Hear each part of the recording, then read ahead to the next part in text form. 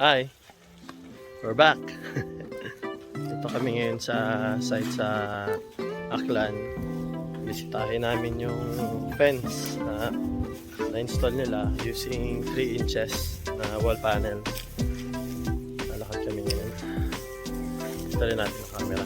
Ito, papunta kami ngayon sa isang malaking puno. Yan, tumumba sa wall panel.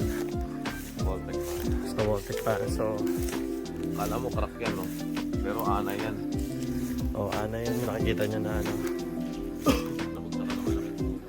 Ana ito. Hindi siya crack. Kasi, hindi man lang siya nag-crack sa ilalim or nasira. Ay, ang ginagalaw-galaw mo. Ayan. Talagang sa sobrang lakas ng hangin at ulan, tumumba siya sa wall o bagyo. Pero tingin ko, pag nalagyan pa yan ng biga, Wala yan. Wala.